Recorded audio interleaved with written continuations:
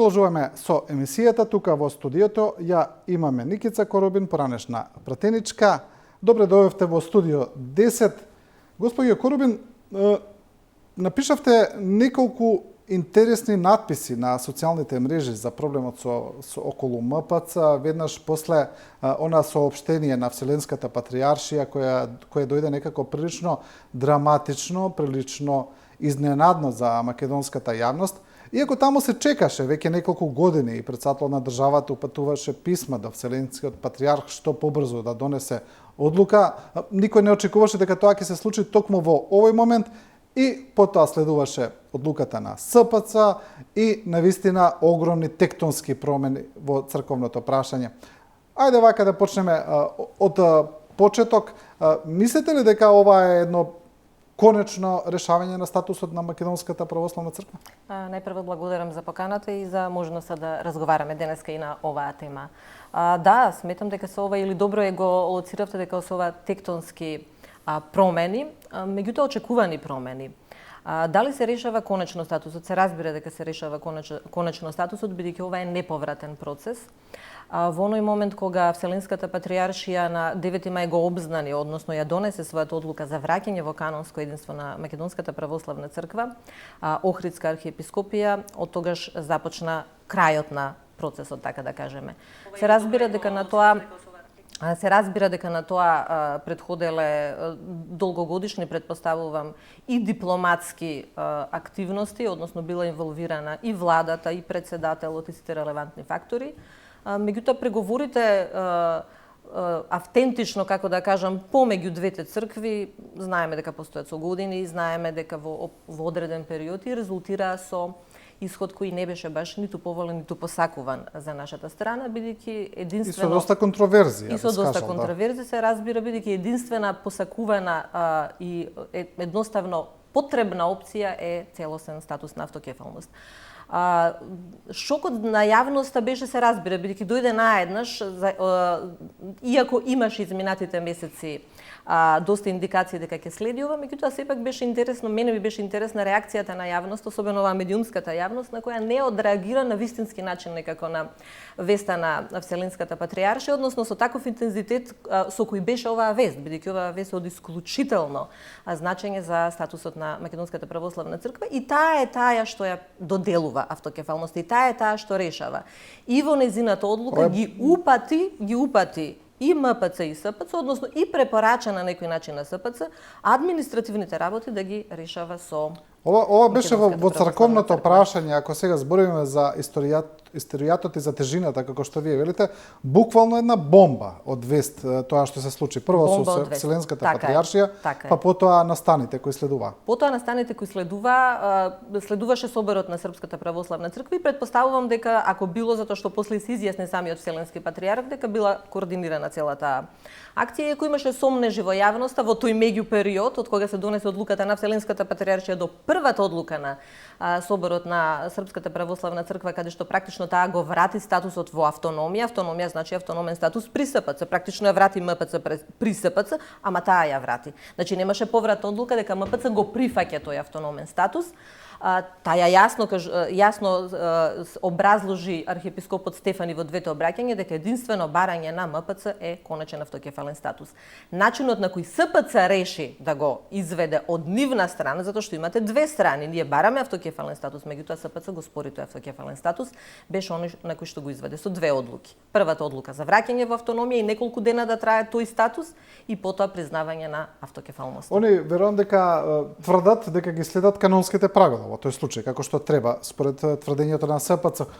Има тука неколку дилеми кои веднаш се отворија во јавност уште од она прво соопштение на Вселенската патријаршија, тоа е прво околу името на Македонската православна црква, Охридска архиепископија, имено Вселенската патријаршија, тоа го појаснија потоа повторно, ги исклучува именките македонски придавките.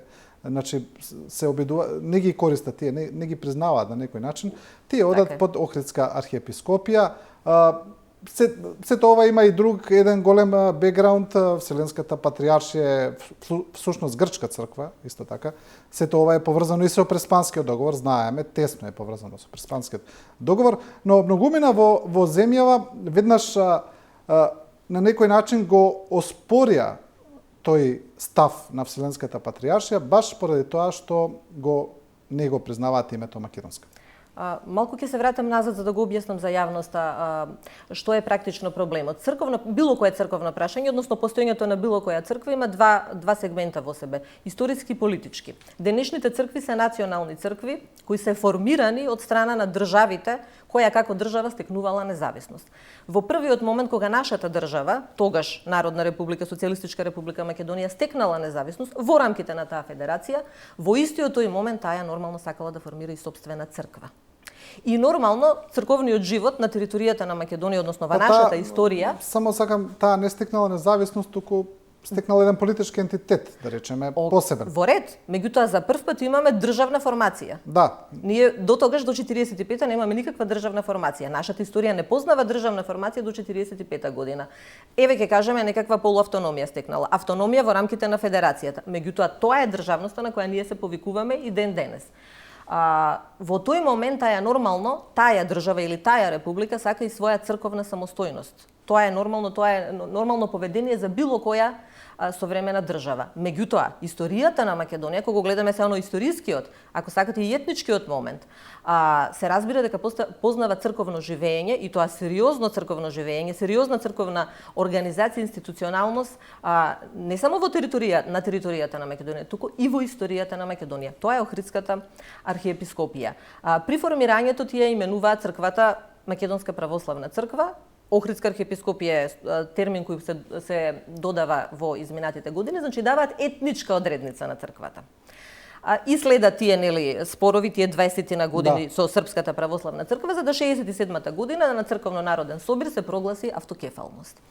Тоа е таа автокефалност што не ја признава Српската православна црква, затоа што до тогаш епархиите, црковниот живот биле под владение на Српската православна црква. Ама зошто биле под владение на Српската православна црква? Затоа што територијата била под владение на Српската православна црква. И сега ви имате ситуација каде што после 45-та година, кога територијата веќе не е под владение на Србија или на тоа кралство Југославија, вие се уште да имате владение преку црковниот живот. И нормално биле интенциите, намерите на нашите сограѓани од тој период кои сакале да го формираат црковниот живот. За Охридска архиепископија етничко именување, сега зборам за канонскиот дел, етничко именување не постои во источното православие. Значи Македонска православна црква или Српска православна црква или без разлика што тие себе си така се нарекуваат. Во нивните томоси кои се доделени од страна на Вселенската патриаршија, значи своето канонско постоење тие го темелат врз основа, односно легитимитетот си го влечат од Вселенската патриаршија. Затоа велам тоа е таа симбиоза на политичкото и историското и во црковниот живот. Во тие томоси што ги доделува, единствената надлежна во источното православие, и тоа не е единствена надлежна сега, единствена надлежна од почетоците на христијанството или би кажало од онаа шизма помеѓу источното и западното православие. Пред тоа постоеле 5 патријарши, од тие 5 патријарши остануваат Рим и останува во западниот свет, а во источниот свет останува Константинопол, нели како што го нарекуваме денешен Истанбул. Меѓутоа титуларот е Константинопол на Вселенската патријаршија. Вселенската патријаршија е таа што дава и што доделува и автокефалност.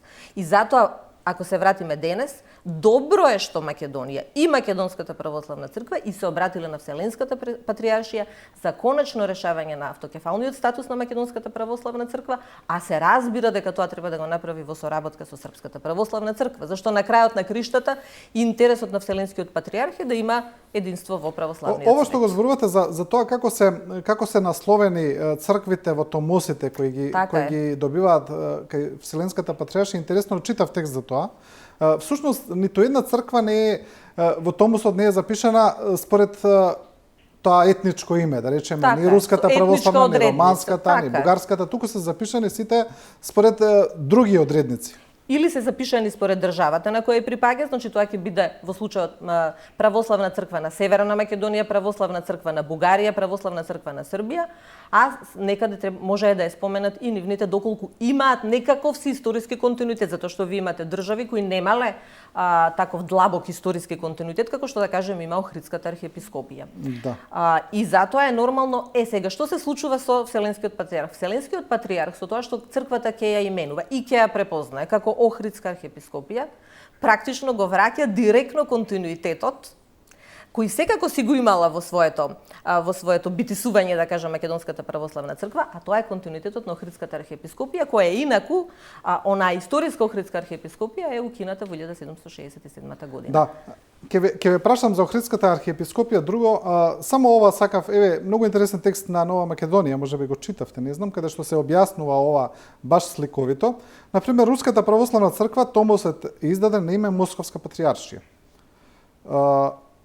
Потоа има Српската православна црква, томос го добива во 1922 на име Автокефална обединета православна црква на кралството СХС. Така е. Во тоа време. Така е. Романската православна црква 1925 таа томосот на име Православна црква во Романија. Така е.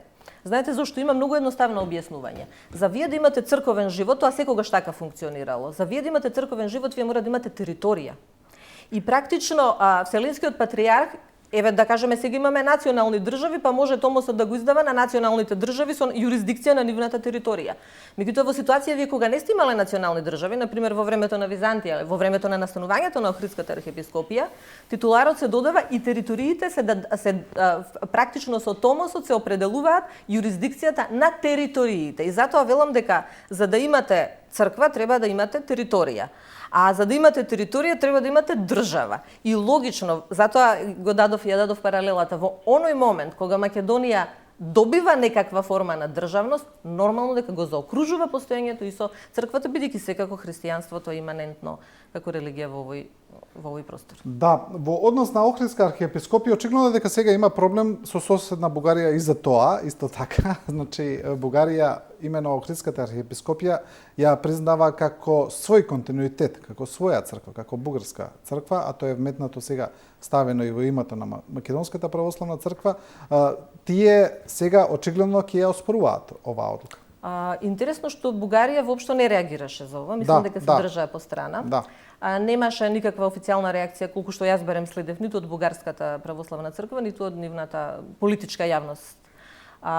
Мислам дека нема да ја оспори Бугарија. Па веројатно се и тие затечени прилично. Мислам дека нема да ја оспори Охридската архиепископија, бидејќи не сум сигурна дека е влезено во нивниот континуитет на нивната Бугарска православна црква директно Охридската архиепископија. Инаку несомнено е дека и Охридската архиепископија дел од таа заедничка историја со Бугарија. Меѓутоа тоа е тема која кај нас е многу до тој степен чувствителна што ние не може практично и да дебатираме и да дискутираме со факти кои се релевантни за овој период. Не знам, например, дали прашањето за Охридската архиепископија било предмет на Историската комисија за образовни историски прашања во дел што е од договорот не сретнав такво нешто. Мислам дека не била, спомнато, затоа што тој период е, да кажеме, елабориран. Например, периодот на Самуил. Од прилика е тоа периодот на Охридската архиепископија, во која ние имаме и историски записи на тогашниот цар Василije, тогашниот византиски цар, каде што го доделува томосот на Охридската архиепископија, каде што несомнено се стои во томосот и на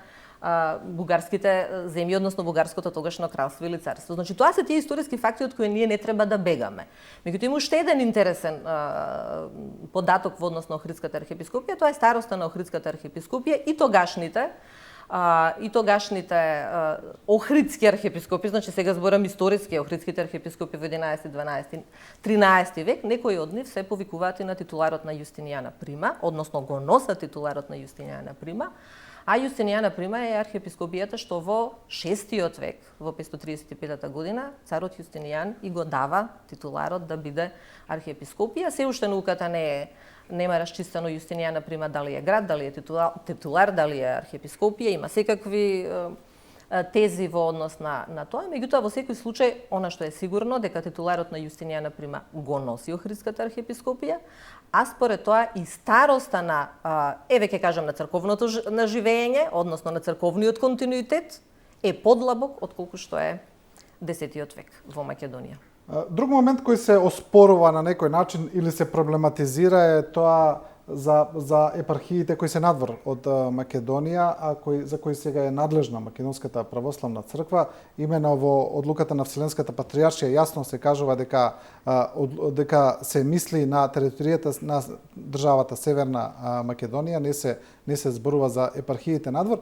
Од Македонската православна црква пак велат дека тоа и не е нешто многу спорно, бидејќи тоа не менува ништо суштински, дека тие епархии надвор кои Македонската православна црква за нив е формално надлежна, сепак тие таму подлежат на други закони, на други држави, регистрирани се како според тие таму закони, дека нема ништо спорно во таа одлука. Така е, и тоа е вистина. Прво, Вселенската патријаршија не може да даде томос со јурисдикција надвор од границите на државата, затоа што таа томосот и го дава на државата.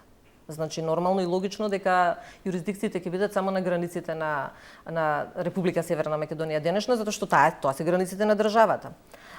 Второ, точно е, тие епархии, точно е дека сослужува Македонската православна црква и незините владици и архиереи, меѓутоа имотот на МПЦ формално нема имот надвор од границите на државата и тој претпоставувам се организирани различно во секоја држава, дали се организирани како здруженија на граѓани, како религиозни заедници, меѓутоа претпоставувам дека тоа се според закони што тоа се различни, тоа имате вие во Европа, во Северна Америка, во Австралија, на различни континенти, во различни држави со различна правна регулатива. Така што не е тоа спорно.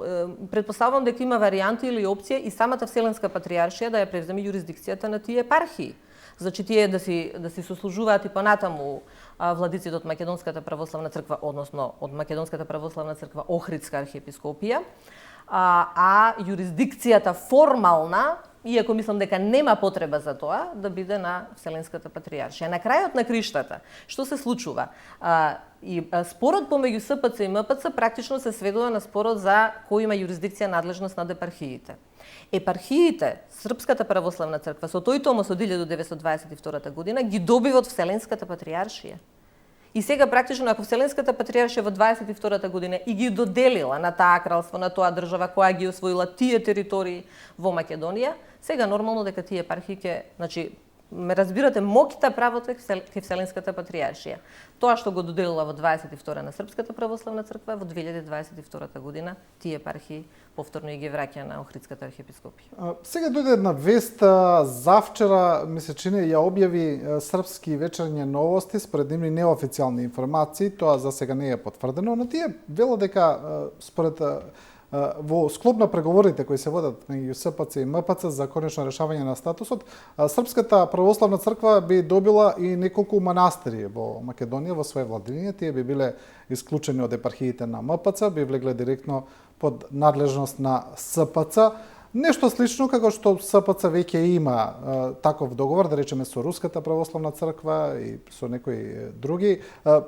Сега ова е не знаеме дали е точно, немаме потврда, но еве како за теза, како за идеја може да дебатираме дали тоа би било во ред, да речеме во склоп на тоа решение. Сега тоа отвара едно многу друго сериозно прашање, затоа што манастирите што се под владење на Македонската православна црква, истовремено најголемиот дел од манастирите, зависно од нивната старост се разбира, зависно од нивната историска вредност, најголемиот дел од манастирите се истовремено и културно наследство. И голем дел од нив се заштитено културно наследство, а МПЦ има улога на имател на тоа културно наследство. Значи, покрај тоа што, да кажеме, е собственост, ако е од државата доделен, враден, без разлика на кој начин е стекнала собственоста МПЦ, на било кој манастир или било која црква, истовремено таа е имател, значи собственик, ама имател кој треба да се грижи за зачувување на тоа културно наследство. Оттаму оваа идеја е многу специфична и би рекла многу проблематична и многу внимателно треба да и се пристапи, затоа што тука не одлучува само МПЦ независно. Затоа што сепак се работи за територија на една држава. Значи не може МПЦ да одлучува за делови од територијата на таа држава да и припаднат формално на било кој субјект надвор од територијата на државата. Значи тоа е прашање што ќе се решава политички и ја не гледам како би можела формално да стане сопственик било кој од надвор, поготово на имател на културно наследство за кое е единствено надлежна да се грижи државата и затоа подлежи под сосема друга регулатива, тоа е Законот за заштита на културно наследство. Така што јас би апелирала во тој поглед на голема внимателност, затоа што дека не станува веќе збор само за црковно прашање, туку станува збор за сериозно државно прашање. Да, тука има и други државни законски Така регулативи. е, потпаѓа МПЦ под сосема друга законска регулатива и сосема други обврски има надвор од незините црковни процедури, да кажем. Во однос на решавањето на самиот проблем, претходно споменав дека сето ова произлегува од Преспанскиот договор и тоа е јасно. Но ми се чини дека противниците на Преспанскиот договор, оние кои беа најгласни против него, сега некако молчат по тоа прашање, не го кажуваат премногу гласно. Ја, например, гледав едно интервју со владика на МПЦ, бидејќи МПЦ беше против Преспанскиот договор, поголем дел од владиците, да речеме, се изјаснуваа против него, кажуваа така и некои дефиниции кои се баш проблематични во однос на договорот. Тој владика на некој начин призна дека да, ова е дел дека ова произлегува од Преспанскиот договор, не волно, ама призна, така, меѓу редови некако. Не директно, така. Да, сега тоа сакам да ве прашам. Знаеме дека Вселенската патријаршија е всушност грчка црква. Без Преспанскиот договор ова прашање немаше шанси да биде решено. Без Преспанскиот договор немаше шанси да биде решено статусот на државата и било кое прашање. Ме разбирате зашто Преспанскиот договор кај нас се третира како да е билатерален договор помеѓу нас и Грција. Грција има проблем со нашето име, го спори нашето име и ние сега го решаваме проблемот со Грција 20 години. Не. Нашето име го спореше Обединетите нации, не Грција. Со самото тоа што бевме ние во Обединетите нации влезени под привремена референција, практично како да имавме некаков привремен статус во Обединетите нации, тоа значи дека ставот на Грција беше превземен од Обединетите нации. На крајот на криштата и самите преговори беа под директно покровителство на Обединетите нации со посредник кој цело време посредуваше и разгледуваше најразлични варијанти низ годините ние слушнавме за постигнување на конечен договор. Преспанскиот договор се разбира и јас сум на таа теза дека помогна и во решавањето на црковното прашање. Да, една страна е што е сегашниот Вселенски патријарх Грк и претпоставувам дека имала влијание и грчката надворешна политика во посредување, во помош на изнаоѓање на решение за конечниот автокефален статус на Македонската православна црква. Меѓутоа, генерално Преспанскиот договор и тие условно кажано идентитетски прашања кај нас постојано се предмет на една брутална манипулација, на еден брутален популизам, во кој, ете, во таа замка, да кажеме, влегувале и црквата или други јавни личности. Вината за тоа, предпоставувам, во голема мерка е кај политичките чинители, бидејќи еве и после донесувањето, колку помина 4 години од усвојувањето, од ратификувањето на Преспанскиот договор и уставните измени, во јавноста се уште има дилеми за Преспанскиот договор, односно на јавноста се уште никој сериозно не го објаснил структурата на самиот Преспански договор и придобивките од тој Преспански договор и конечноста на крајот на криштата на Па добро, имаат објаснувано, ми се чини, еве и поранешниот министер и вице-премиер Никола Димитров, па и сегашниот министер Бујар Османи, и мислам дека и поранешниот премиер Заев и ги имаат објаснувано, меѓутоа знаете на едно буквално површно ниво. Кога одговара, кога е опортуно политички, јас го користам Преспанскиот договор и велам да, тоа е заслуга наша, моја што го направивме. Кога не ми одговара, го избегнувам некако употребата на името, не го чувствувам за свое име, заборавајќи дека Преспанскиот договор практично не е наметнат, е прифатен. Тоа е наша обврска што сме требале многу порано да ја завршиме. Тоа е обврска произлезена од двете резолуции 817 и 845 од времената спогодба со ограничена рамка, значи таа требала за 7 години да се заврши, се отегнало на 25 години и на крајот сме го постигнале договор под юрисдикција, да се изразиме со тој црковен термин на Обединетите нации, поминат во нашиот парламент, поминат во грчкиот парламент, конечен е, неповратен е, да нема дилема за тоа, да не се шпекулира во јавноста дека некогаш може да се врати реверзибилно Преспанскиот договор, не може. На никој начин никој никогаш не објасни на кој начин тоа е загрозен идентитетот со Преспанскиот договор. Никој никогаш не објасни што е тоа идентитет, бидејќи сите се расфрлаат со тие термини. Во таа смисла велам дека кај јавноста се уште има дилеми и практично дозволуваме да си погазуваме на нашите одлуки и да не си го почитуваме нашиот сопствен устав и нашите на крајот на криштата заложби. Имате ли чувство, бидејќи тоа и никогаш никој јасно го нема кажано, но постои некакво чувство, некаква перцепција дека во овие 5 години се направи еден обид да се затвори македонското прашање од сите страни. Значи, еве да одиме поред Преспанскиот договор, подпишаниот договор со Бугарија, кој излезе дека таа операција не беше успешна, очигледно, но сепак тоа е обид да се направи.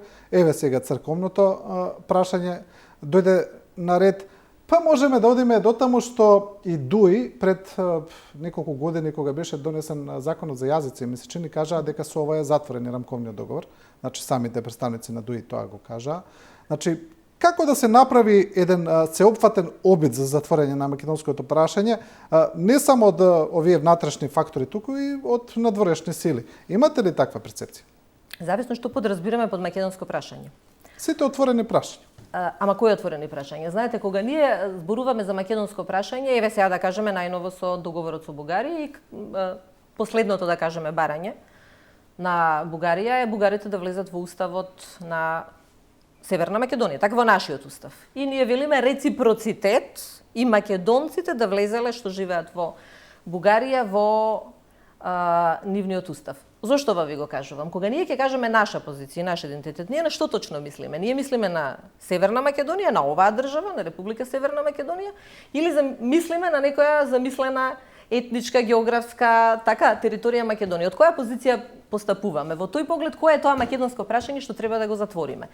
Македонското прашање, на начин на кој предпоставувам го мислат граѓаните, а и политичарите кога злоупотребуваат флагрантно и велејќи дека ние се грижиме за македонците во Бугарија, македонците во Грција, не се грижиме, нити сме се грижеле, нити имаме механизми да се грижиме, тоа се граѓани на други држави и за нив се грижат и другите. На крајот на криштата тоа беше една од главните забелешки на Грција, ќе се врата малку на Преспанскиот договор. Ако се сеќавате низ годините, главната забелешка на Грција беше монополизирањето на терминот Македонија. Практично таа вели дека не сакаме, односно се бориме за тоа, терминот Македонија да не биде монополизиран само од нашата држава. Односно, да, делови од таа некаква историска Македонија има кај вас, ама има и во Грција, има во Бугарија. Значи, за македонското прашање се грижат сите држави кои на својата територија, еве, например, Грција, ви имате региони кои се нарекуваат и ден денес Македонија.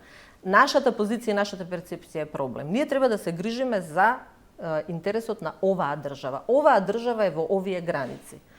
Претендирајќи, ама лажно претендирајќи за права, затоа што Македонија нема никакви механизми да се грижи за граѓаните ниту во Бугарија, ниту во Грција. Не само што нема механизми, туку има и уставни ограничувања. А уставните ограничувања беа едни од трите основни барања на времената спогодба кои потоа беа пресликани во Преспанскиот договор. Така што денес ние имаме во нашиот устав дијаспора, ама немаме малцинства надвор. Значи имаме дијаспора, ама дијаспора се луѓе кои се произлезени од Македонија, значи државјани на Република Северна Македонија кои живеат во било каде во другите држави во светот. И затоа решавањето на тие спорови, еве често пати ја повикуваме на пример Бугарија, нека постапи по пресудите од Европскиот суд за човекови права за луѓе кои се декларираат македонци во Бугарија и ние викаме нека ги исполни тие пресуди за човекови права. Значи на тој начин, на тоа индивидуално ниво оди решавањето во Европската унија или да кажеме во некаков светски правен поредок. И ние може да ја повикуваме тоа, меѓутоа би било подобро да ја повикуваме од позиција на партнер во Европската унија, а не од позиција на кандидат. Ме разбирате, позицијата ќе ни биде различна ако ние бидеме внатре во Европската унија. Така што мислам дека се манипулира многу со чувствата и на луѓето и на граѓаните и едноставно ние се повикуваме, односно на некој начин се однесуваме хегемонистички, па би рекла дури и редентистички, за прашање за кои реално немаме надлежност, немаме моќ, а на некој начин директно си ја подкопуваме позицијата на нашата држава, за која изворно и треба да се грижиме. Да, добро. Ајде вака, кога веќе влегуваме во една таква анализа која влегува малку и во домен на шпекулации, ова Отворен Балкан, сега зборуваме за Отворен Балкан. Отворениот Балкан, значи едно поврзување помеѓу државите, кое би било безгранично, слободен проток на луѓе и добра. Знаеме што значи Отворен Балкан. Засега во него се Македонија, Албанија и Србија. Се разбира дека тука засега доминантна земја во ова е Србија, според големината, според економските капацитети и така натаму. После отворен Балкан во кој ние одиме во некакво безгранично поврзување со Србија, во кое според тие пропозиции на отворен Балкан, дури протокот на тие економски параметри се изедначуваат како да се во една држава, се усогласуваат целосно воопшто. Понатам, знаеме дека тоа е поддржано од Соединетите Американски држави, тие отворено го кажуваат како проект. Сега и ова решавање на црковното прашање, каде што МПЦ прво се врати по автономија на СПЦ, па СПЦ ја призна автокефалноста, па СПЦ можеби ќе добие неколку манастири во Македонија. Некои велат дека на некој начин ова значи дека Македонија се бутка во тој српски свет, за кој се почесто се зборува и се разбира во отсуство на евроинтеграции, во отсуство на почеток на преговори со Унија, сега кога се најавува некаква алтернативна Европска Унија, очигледно е дека ние нема скоро да почнеме да преговараме, ниту да станеме членка. Овие шпекулации некако добиваат и на важност. И на вистина, и на валидност, така е. Отворивте тука две битни теми. Прво, Отворен Балкан како иницијатива и од кого е поддржан и во која форма. И второ, она што го велите српски свет. Да, опасност од српскиот свет постои. И таа не е опасност само за Северна Македонија, таа веќе во неколку во изминатите, да кажеме, години и јасно беше декларирана од високи политички фигури во Србија. Она што тие се го подразбираат под српски свет е на голема територија на нивни поранешни држави, поранешни територии, не се. И се разбира дека опасноста лежи во Македонија, меѓутоа кај нас како да не се забележува таа опасност. Во однос на поддршката, тука сакам малку да ве коригирам. Соединетите Американски држави поддржуваат иницијативи, вклучително и Отворен Балкан, и тие во неколку наврати тоа го имаат кажано, ама кај нас некако тоа се пренебрегнува, само доколку во Отворен Балкан се врезани сите земји од регионот. Да, значи тоа да не биде друштво на Србија, Албанија и Македонија, бидејќи е чудно друштво, ме разбирате. Зошто ние би имале подобри односи со Србија, Албанија, не би ги имале тие односи со Бугарија и Грција. И Косово. И Косово, се разбира. Со Косово секако имаме. И така беше на крајот на криштата изјавата, ми се чини, на американскиот амбасадор во Косово, исто така беше прашан за ставот на Отворен Балкан по ова прашање и дали Косово апсолутно се противи и вели да, Отворен Балкан е прифатлива иницијатива за Соединетите Американски држави, само доколку води кон полноправно членство на земјите од регионот во Европската Унија. Поголеми, отворени или поотворени граници од Европската Унија нема. И тоа е тој стратешки проект. Значи, не се спорни било какви регионални иницијативи, меѓутоа некако субституција, некако замена, некако избегнување од главниот пат на евроинтеграцијата. И често пати кај нас се вели, односно се обидуваат некакви си да кажем поддржувачи на овој проект Отворен Балкан, да велат па да, нели, што велите вие, отворени граници, отворена економска соработка, меѓутоа ние никогаш не сме решили дека сакаме да имаме отворена економска соработка само со Србија или само со Албанија. Не сакаме и со Србија, и со Албанија, и со Косово, и со Бугарија, се разбира, да биде пазарот, а не на начинот како што вие велите во некакви си закони кои би се помешале на онаа политичка надлежност. Да, но знаете што, знаеме дека западните земји се прилично прагматични во однос на решавањето на прашањата. И ние треба да бидеме прагматични, не е спорно. Меѓутоа, регионални иницијативи кои ја имаат на некој начин сенката од политички интервенционизам или политичка позадина, на крајот на криштата треба и ние да бидеме загрижени и засегнати како држава, зошто едно Косово, што е наш многу битен партнер и сосед, зошто една Босна и Херцеговина, Црна Гора, нели веќе се двоуми дали да влезе, дали да не влезе, не се член. Значи, ние самите треба да инсистираме на друштво каде што ќе бидат решени меѓусебните спорови, ме разбирате? Ако како што ние сакаме да ги решаваме нашите спорови, ние не треба да дозволуваме да бидеме во друштво на земји кои одбиваат да ги решаваат да, но своите знаете спорови. Што е прашањето? Прашањето е дали мислите дека постои таков план? Дали мислите дека дали има има таква тенденција дека тие западни дека самите не буткаат кон Отворен Балкан и Европската кон Унија и Србија? Соединетите Американски држави очигледно дека има проблем со проширувањето на Европската Унија, тоа е веќе прилично очигледно. Очигледно е дека земјите од Западен Балкан во моментов не можат да продолжат кон тие евроинтеграции, бидејќи тие самите не можат да дефинираат што ќе биде Европската Унија во иднина. И дали мислите дека они не буткаат кон некаков таков проект? Многумина го нарекуваат нова Југославија или мини Југославија.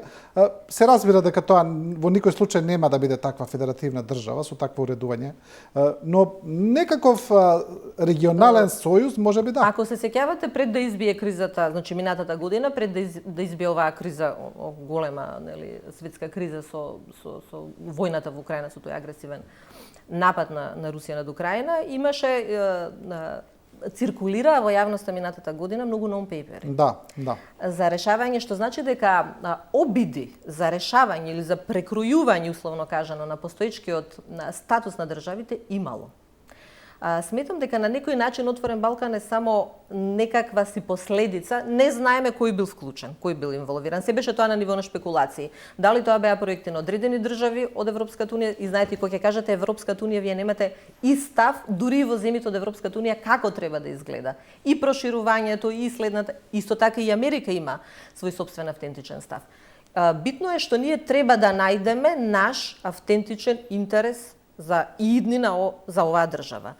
Според мене нема друга алтернатива освен членството во Европската Унија. Да, кризата што ја зборувате е криза што е од една страна имаме криза на како треба да изгледа проширувањето, методологијата, значи она што се има изворна криза во Европската Унија, меѓутоа тие формално никогаш го немаат запрено проширувањето. Ни ден денес не е запрено проширувањето. Второ е како ние се однесуваме према таа криза.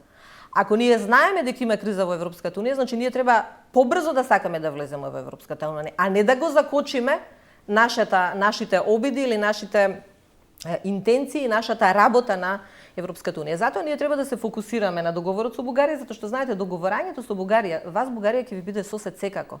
Значи да не постоеше Европската Унија и да не бевме земја членка кон Европската Унија, зарем не треба да имаме добри односи со Бугарија. Мислам дека не треба да се дефокусираме без разлика. Да, ќе има обиди, вакви или онакви, затоа кажав дека за Соединетите Американски држави е прифатлива или за земјите од Европската Унија е прифатлива, тие велат не Отворен Балкан, велат Берлински процес, така да прифатливи се тие иницијативи, од нив креирани, од нив поддржани, меѓутоа некако иницијативи сами за себе. Значи ние пак остануваме да лебдиме практично, со Отворен Балкан не го решаваме. Да, но кога зборувате дека не треба да се дефокусираме од проблемот со Бугарија од почеток на евроинтеграциите, индикативните се последните изјави на македонските политичари, например онаа на министерот за надворешни работи Бојар Османи, дека државата и владата нема повеќе толку енергија да се занимава со таа прашање после јунскиот самит, значи после доколку не се најде некакво решение со Бугарија, тој рече па еве не мора да е јуни, јули, тука некаде, но тука некаде е веќе таа преломна точка. Тој рече веќе немаме енергија толку да се занимаваме со таа прашање и тоа е јасен знак дека на некој начин веројатно дека тоа ќе биде ставено во втор план, бидејќи на некој начин народски кажано ќе дигнеме раце изгледа. Премногу одбарање на решение. А и премиерот Ковачевски па завчера изјави вели на некој начин државата премногу често зависи од датуми. Не треба толку да зависиме од датуми. Ми се чини дека тие се јасни показатели дека доколку бугарската блокада сега остане, дека нема веќе толку интензивно да се занимаваме со таа прашање. Мене ме интересира две работи апропо овие изјави и во право сте дека така е реториката, за мене е неприфатлива таа реторика, меѓутоа во право сте добро ја го лоциравте. Мене ме интересираат две работи. Прво, што ние преговараме со Бугарија, значи тука апсолутно е нетранспарентно, односно како работиме на подобрување на односите со Бугарија, и втора, што никој не ја кажува, сите велат заморена Европската Унија, ние ќе бидеме заморени, енергијата ќе ја насочиме. Која е алтернативата? Ама издржана, сериозна алтернатива. Не алтернатива од типот ние ќе си работиме на внатрешните услови исполнување, на внатрешното владење на правото. Ние го можевме да го работиме тоа и до сега. Ќе донесеме сами Европската Унија. Европа ќе ја донесеме сами. Значи таа реторика веќе е 2-2,5 години присутна овдека, индикативна е. Ова е само кулминација на таа реторика. Значи ние ако сме дигнале раце малку, односно не ние како држава. Некој друг дигнал раце што е задолжен да ја води државата кон Европската Унија и ја закочил државата. Сега тука вината нема да алоцирам, да, тоа го направи ВМРО или СДСМ или ДУИ или конкретна политичка партија, туку сметам дека во секоја политичка партија има структури, луѓе ќе кажам, кои и не се толку заинтересирани за Европската унија. Односно им одговара оваа статус-кво позиција на државата. Јас тоа често пати во моите текстови го нарекувам партократија, односно власт на партијата. Ние буквално нас ни е окупирана, заробена државата од партијата, од начинот на кој партијата кај нас функционира. Тука нема разлика. Горе-долу може би се нејанси, меѓутоа мислам дека променливоста на тој систем ги плаши, каде што вие со отпочнување на процесот на преговори со Европската унија, сакале не ќе морате да внесувате стандарди на компетитивност, на стручност, на професионалност, на применување на не како флоскула, како декларативно владење на правото и неселективна правда, меѓутоа како вистинско постапување. Мислам дека од тоа се уплашени буквално сите политички партии или голем дел од раководствата на политичките партии, со тоа што не значи дека и кај нив нема луѓе кои искрено веруваат во Европската унија. Мислам дека во моментов се одвива таква битка на тоа ниво. Да, но знаете како, мора да бидеме искрени и да кажеме дека ова што се случува во однос на евроинтеграциите, сега да не се враќаме на нашата историја која е прилично специфична по тоа прашање, прво со блокадата од Грција, па потоа од Бугарија сега најново, дека и после сите тие дел од небулозни бугарски барања кои се за држава и тоа веќе не е само субјективно чувство, бидејќи истото го кажуваат рече се сите земји од Европската унија, истото, дека навистина сме во една чудна, незавидна позиција и навистина е легитимно тоа прашање дали треба толку да продолжиме да се занимаваме со тоа. Вие велите која е алтернативата. Да, треба да видиме која е алтернативата, но од друга страна цело време така едно удирање со глава во зид, не знам до каде ќе не однесе, бидејќи од друга страна има и некои релевантни тези дека не е само Бугарија сама во блокадата, дека тука е дилемата така, тука е, значи тоа несакање на одредени земји членки, едноставно да се проширува унијата и на нив им одговара оваа состојба. Значи ние буквално удираме со глава од зид и не знаеме до кога.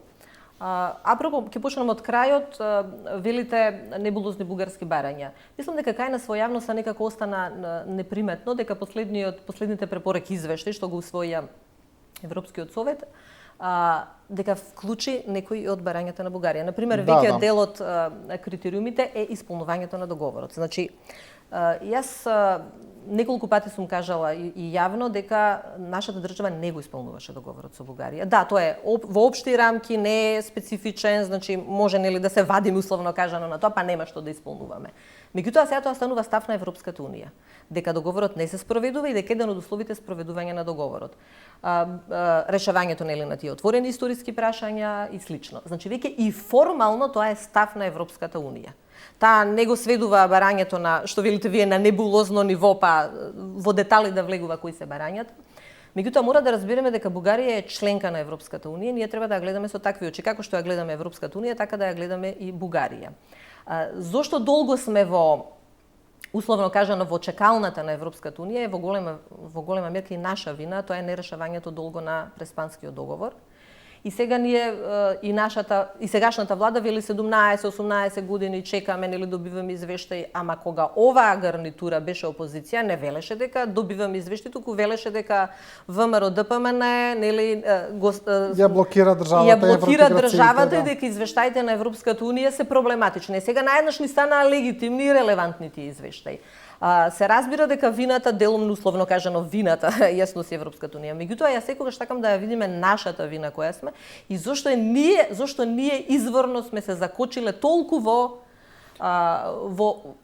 условно кажано во зачленувањето да ве потсетам, Бугарија не инсистира само на решавање на договорот, тие потоа исфрли нови барања, едно е да влезете бугарите во уставот, но и онаа фамозна декларација на Бугарското собрание, зад која тие велат дека стојат сите политички субјекти и дека едноставно таа е бугарската позиција во спорот. Знаете, а таа има навистина дискриминаторски ставови, самата декларација. Декларацијата е необврзувачки документ, исто како што декларацијата во нашето собрание е необврзувачки документ, и се буквално повеќе за да се изгради некаков си национален наратив и за тој национален наратив да може да се сокријат и едните и другите. Едните да велат не, ние не можеме дека да дадеме, прекува да поминеме, и ние велиме не може, тоа е нашата црвена линија. Меѓутоа да ве потсетам, Бугарија не го спореше членството во НАТО, ратификувањето, така. даде условно кажано зелено светло за почеток на преговорите 2017-2018 година, беше голем поддржувач и наеднаш работите се променија од 2019 година. Ние треба да дознаеме, се надевам дека некогаш ќе ги дознаеме, што се случи во изминатите 2,5 години, што наеднаш се зголемија условно кажано барањата на Бугарија, иако во моментов барањата на Бугарија се сведени на влегување на бугарите во македонскиот устав и исполнување на договорот. Тоа е официјалниот став на Бугарија. И јас сакам секогаш да се држиме до нивните официјални изјави. Вие секогаш ќе имате условно кажано провокативни изјави и за нивна јавност, и дискриминаторски, дискредитаторски како што ги велите. Меѓутоа, каков е нашиот одговор, тоа е битно. Значи што е наш вели не знам чија изјава беше, не сакам сега да шпекулирам, меѓутоа националниот интерес, зачувување на нашиот национален интерес. Па зарем не е наш национален интерес членството во Европската унија, зарем не е наш национален интерес добрососедски односи, на крајот на криштата членството во Европската унија нас не прави добро, не ја прави на Бугарија добро или на Европската унија. Ние сакаме да станеме дел од тоа друштво и ние треба да ги исполниме тие критериуми. Од оваа перспектива делува тешко, невозможно, изморени сме како граѓани, како политика, како општество едноставно, меѓутоа во овие сегашни околности, особено во овие сегашни околности на светска неизвестност за иднината на светскиот правен поредок, мислам дека е самоубиствена мисија да не продолжиме со евроинтегративниот пат. Да, добро. И за крај последно прашање, малку за домашна политика.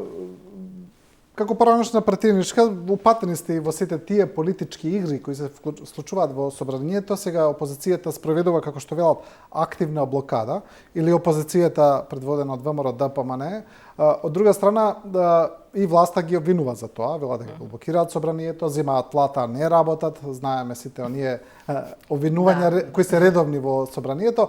Од друга страна, опозицијата велат, не, ние туку власта го блокира собранието со несвикување на седници, со незакажување на комисии и така натаму.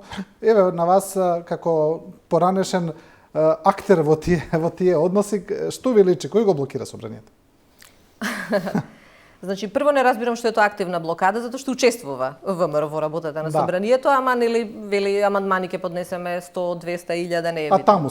А таму се. Значи, тоа не е активна блокада, тие учествуваат во собранието. Ја имав една теза, поставив условно кажано, мене така ми личи, дека оваа нагло најавена активна блокада на ВМРО во собранието, што мислам дека и нема толку отпор кај СДСМ од оваа активна блокада, иако декларативно тие се обвинуваат, као ние блокираме, као ние сакаме да работиме. Мислам дека во моментов е некаква блокада на собранието за можен договор со Бугарија.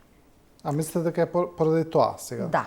И мислам дека треба да се превенира, да бидеме во една вонредна состојба постојано на исчекување и да видиме каков ќе биде исходот, дали ќе има исход прво, затоа што се уште не сум сигурна дека нема да има исход, мислам дека ќе има некаков исход, мислам дека ќе има некаков обид.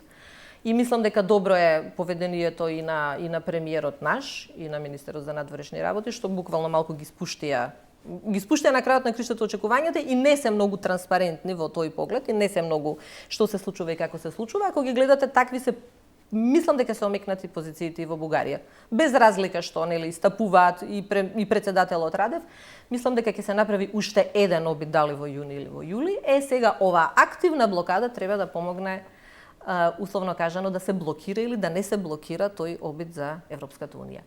Инаку не е секогаш така како што изгледа јавноста, што велите кој блокира, а кој не блокира. Многу зависи, ова е мало мнозинство, без разлика 64 пратеници, тоа значи дека тие 64 пратеници треба да бидат секогаш во собранието, за секогаш да има тој кворум, доколку опозицијата одбие нели да го прави кворумот. Во периодот кога јас бев пратеник, многу често опозицијата правеше кворум, значи без разлика, секогаш вие имате, и тоа е честно да се каже, дека за многу битни законски решенија, каде што нели немаше од X причини, од неодговорно однесување на поединци, јас би го рекла, да бидат присутни на седниците, многу пати правеше кворум и оваа ВМРО ДПМН. Што значи дека не се црно-бели работите, значи да сатанизираме едните блокираат, а другите се за. за функционирање на собранието. Собранието суштински не функционира затоа што тоа е буквално партократски поделено. Таму главен збор го немаат пратениците, главниот збор го имаат партиите. Партиите диктираат каква ќе биде агендата денес на собранието, утре на собранието, кој закон ќе се донесе, што нема да се донесе. И се додека тој проблем ние не го надминеме во државата, нема да имаме ниту функционално собрание, ниту функционално општество или функционална држава. Меѓутоа, мислам дека нема потреба од никаква ни активна ни пасивна блокада, доколку сите, како што велат, декларативно се за Европската унија. Ако се сите за Европската унија, тогаш нека се посветат овој период, овој месец и пол, а нека не се кријат позади она ние сме за Европската унија, суштински да работат на ваков перфиден начин против таа стратешка определба на општеството и на државата. Господине Корубин, ви благодарам за ова интервју. Ви благодарам и вас за можноста.